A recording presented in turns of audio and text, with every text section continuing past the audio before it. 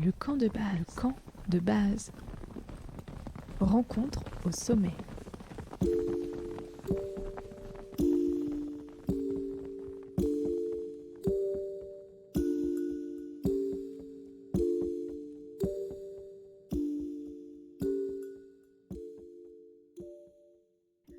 Bonjour Pascal, Oui, et merci beaucoup de répondre à nos questions aujourd'hui. D'où est-ce que vous nous parlez? moi je suis praticien hospitalier, j'habite Chambéry et je partage ma vie entre la Savoie et la Haute-Savoie, avec la Haute-Savoie et l'Ifremont, qui est un institut de recherche spécialisé en médecine de montagne. Exactement, donc l'Institut de recherche et de formation en médecine de montagne. Vous êtes Oui, le président de cet oui, institut de recherche. Qu'est-ce qu'on y fait exactement? on y fait plein de choses. En fait, on cherche à améliorer la pratique de la médecine en zone de montagne. Et puis, ces différentes chapitres que vont être l'exposition au froid, l'exposition à l'altitude, des pathologies spécifiques, et puis un lieu de partage entre tous les praticiens ou les anciens communiquent aux plus jeunes les trucs et astuces pour bien exercer en zone de montagne. Quelles sont les premières pathologies finalement? Quelles sont les premières blessures qu'on peut avoir en zone de montagne? Mais en montagne, il y a déjà tous les risques objectifs que tous les alpinistes connaissent bien. On y est tous soumis, pas notre passion, voilà. Il faut les accepter. On essaye toujours de faire de la prévention, de respecter les règles de sécurité, mais le risque n'existe pas. Et au-delà de la pathologie liée à l'environnement montagne, il y a quand même des autres pathologies qui sont liées aux conditions environnementales. Et en montagne, on va retenir principalement deux conditions, le froid et la baisse de la pression partielle en oxygène, parce qu'en fait, plus on va prendre de l'altitude, plus la pression va baisser. Voilà. Donc le froid, ben, les choses sont assez évidentes. Lorsqu'on s'expose au froid, qu'on n'est même pas correctement protégé, on va risquer de baisser notre température centrale, c'est ce qu'on appelle l'hypothermie. Et puis, on va aussi pouvoir geler les extrémités avec les gelures des mains et des pieds. L'exposition à la baisse de la quantité d'oxygène qu'on va pouvoir respirer en altitude, ça s'appelle l'hypoxie, c'est un peu plus obscur. Mais en fait, pour résumer vite les choses, nos cellules sans oxygène, elles vont mourir. Et si vous prenez un être humain et que vous le mettez brutalement à 10 000 mètres d'altitude, il va mourir en 3 minutes. Donc effectivement, pour la conquête de l'Everest et des sommets à plus de 8000 mètres, ça pose un problème, cette hypoxie. Il y a des chercheurs, là, notamment à l'Université de Grenoble, Oui, l'équipe il de y a Samuel le laboratoire Vergès, HP2S ouais, qui est dirigé par Samuel Vergès, qui voilà, travaille sur qui, l'hypoxie dans la voilà, Concagua. qui font de la recherche fondamentale sur l'hypoxie, l'exposition des cellules à l'hypoxie, les conséquences pathologiques ou bénéfiques pour notre organisme, parce que ça, c'est la bonne nouvelle, parce que pour peu qu'on lui laisse le temps, notre corps va pouvoir s'adapter à ce manque d'oxygène. Voilà. Et une acclimatation bien conduite, ça va être à peu près 400 heures d'exposition consécutive à une hypoxie. Et pour que le bénéfice soit significatif, on a l'habitude de dire qu'il faut s'exposer au moins à une altitude de 3000 mètres. Donc vous voyez, on peut s'adapter, on n'aura pas les mêmes performances, on n'aura jamais les mêmes performances qu'au niveau de la mer, mais on va pouvoir s'adapter pour moins souffrir du manque d'oxygène lié à l'altitude. Voilà. Et justement, à partir de quel moment on commence à s'intéresser en médecine à l'altitude, pour le corps, à tout ce qui se passe justement en termes d'organisme en altitude?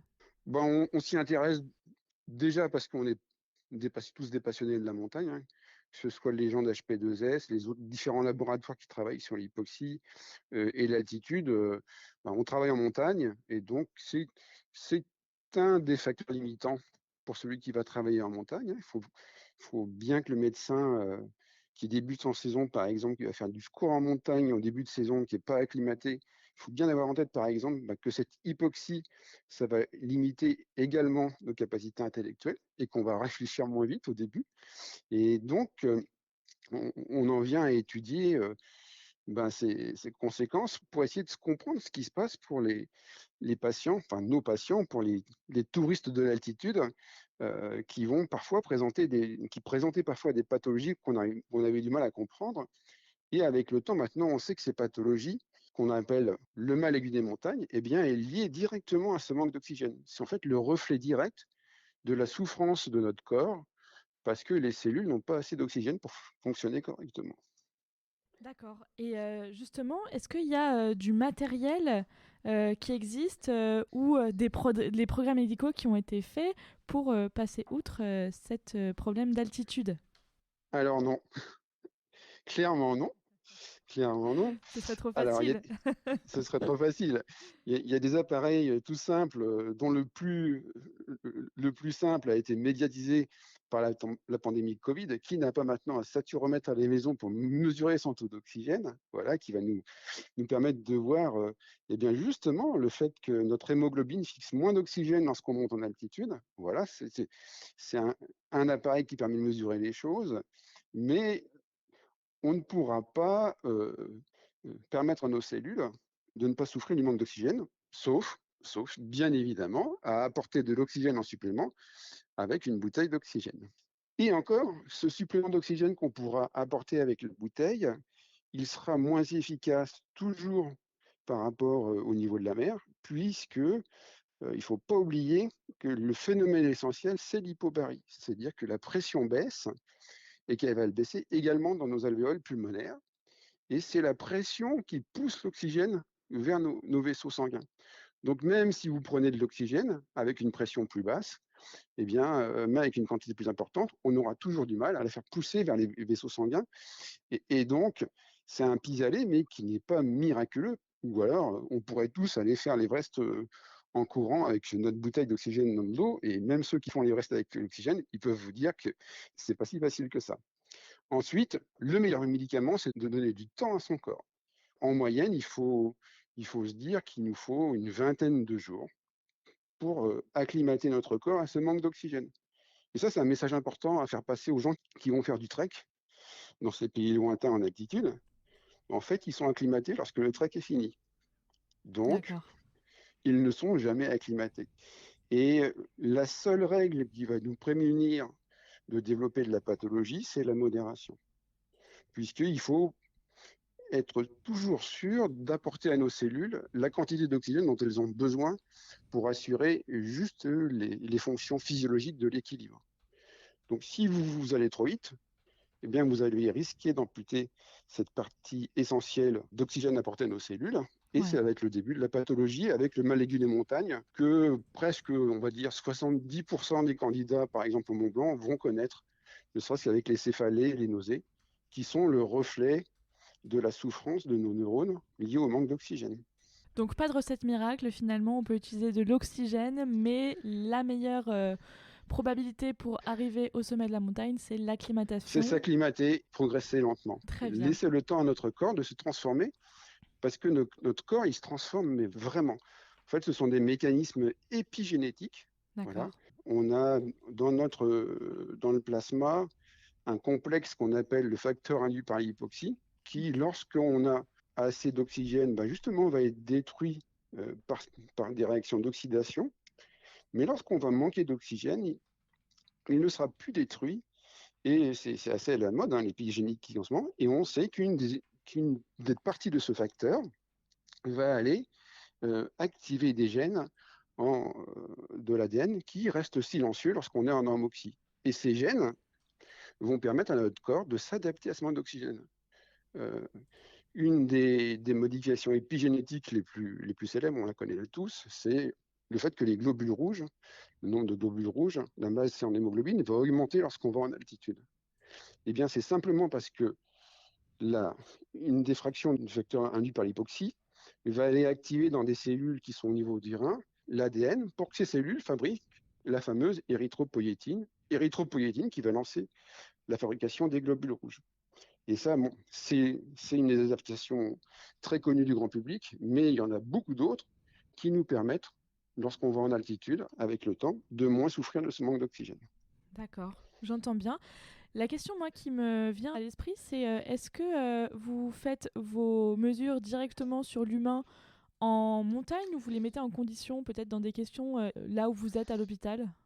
Alors, nous, à Chamonix, on a la chance d'avoir accès à un laboratoire direct en altitude naturelle, qui est au sommet de l'aiguille du Midi, grâce à un partenariat avec la Compagnie du Mont Blanc, ce qui nous permet d'exposer nos sujets, qui sont tous volontaires, bien évidemment, à l'hypoxie naturelle.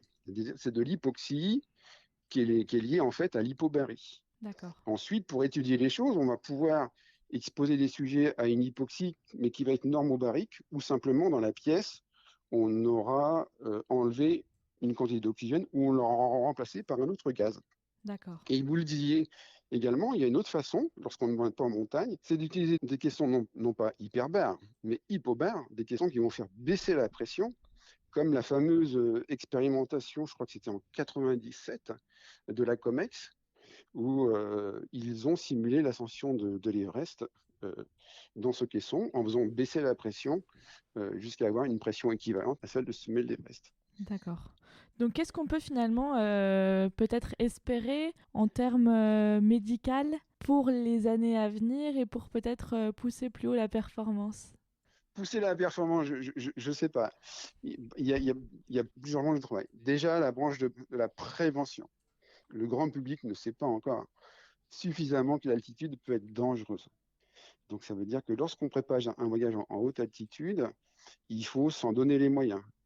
Et c'est-à-dire que lorsqu'on veut, par exemple, on envisage d'aller faire un trek de très haute altitude, donc on va finalement être dans des altitudes au-dessus de 3008, 4000 mètres pendant plusieurs jours, ça ne se prépare pas comme ça, quoi. Ça va demander déjà de préparer son corps, déjà pour être en forme physiquement normalement, et puis ça va demander de se poser la question, est-ce qu'on va pouvoir s'adapter correctement? Est-ce qu'on n'a pas des pathologies chroniques qui vont nous limiter dans notre progression en altitude? Donc la branche de la prévention, elle est vraiment importante. Ensuite, il y a une autre branche sur laquelle justement travaille beaucoup le laboratoire HTB2S. Vous savez qu'ils sont en ce moment à la Aconcagua, au Pérou, Oui. où ils étudient des pathologies chroniques liées à l'hypoxie. Parce qu'il faut savoir que même avec ces adaptations, l'être humain, il ne va pas pouvoir vivre de façon permanente sans pathologie au-delà de 5000 mètres d'altitude. Et c'est vraiment ce qui fait la différence. On a l'habitude de dire que la très très haute altitude, on la fixe à peu près entre 5300 et 5500 mètres d'altitude parce qu'on sait que au-delà, même acclimaté, un être humain ne va pas pouvoir y rester indéfiniment. Et quand je dis indéfiniment, c'est pas plus qu'un mois, sans développer des pathologies. Et lorsqu'on voit les mineurs qui sont obligés de vivre si haut pour gagner leur vie, ils ont beaucoup de pathologies chroniques qui sont liées aux conséquences chroniques de l'hypoxie. Ça, c'est une branche qui est importante parce que ça concerne une partie non négligeable de la population mondiale. Et oui, il y a quand même des traitements médicamenteux pour essayer d'arranger les choses, mais, mais ça reste encore de la recherche. Et puis ensuite, il faut être raisonnable en sachant que en zone de montagne modérée, entre 1500 et 1800 mètres d'altitude, on sait que là, par contre, il y a maintenant 2-3 études qui sont sorties. On sait que c'est positif, c'est-à-dire que les petites adaptations épigénétiques qu'on va mettre en place de façon permanente, si on habite à cette altitude-là, elles vont rendre notre santé de meilleure qualité. Et puis, une dernière application médicale de l'hypoxie, vous le disiez, c'est la performance. Parce qu'effectivement, si on expose un sujet, qui plus est un athlète, à l'hypoxie, et lorsqu'il va retourner en homoxie, il va pouvoir bénéficier des adaptations corporelles pour améliorer sa performance. Donc ça représente plusieurs branches différentes, voilà, l'étude de l'hypoxie, des branches qui visent à traiter la pathologie, des branches qui visent à améliorer la performance des athlètes de haut niveau. Très bien. Merci beaucoup de nous avoir accordé du temps. Je vous en prie. C'était super intéressant. Est-ce que vous avez en ce moment des recherches à l'Ifremont que les auditeurs du camp de base peuvent retrouver quelque part sur Internet? On vient de publier une étude toute bête, parce que c'est aussi ça, la recherche à l'Ifremont, c'est beaucoup de recherches applicatives. Euh, qui va faire rigoler le grand public. On s'intéresse également à la pratique du sport en montagne, vous voyez. Et la dernière étude qu'on vient de publier, c'était une thèse qu'on a fait faire à 2 étudiants l'année dernière, où on s'est posé la question sur le côté préventif du jus de citron dans la prévention des ampoules chez les ultra-trailers. Vous D'accord. voyez, et ça va de ça à l'utilisation du caisson en altitude pour les gelures, Et là, ce qui est actuellement dans les tuyaux, on travaille sur un dispositif justement qui va essayer d'augmenter la pression dans les alvéoles pulmonaires, un dispositif portable pour le grand public qui permettra, par des séances de 10 minutes toutes les X heures, et ben, de mieux récupérer en hypoxie. Ça, c'est un des gros programmes sur lequel on travaille, qui est en cours de finalisation. On travaille également sur comment créer des zones moins hypoxie en altitude pour les gens qui travaillent en altitude. C'est les deux grands schémas. Et puis, un travail aussi sur les gelures, avec la réflexion sur la conception de gants qui vont mieux protéger contre les gelures. Voilà, ça c'est un peu les travaux Trop qui sont bien. en cours. Donc vous avez encore du travail sur le feu. Oui, oui, Eh ben, c'est super oui. intéressant. Merci beaucoup. C'était un grand plaisir. À très bientôt. Au revoir.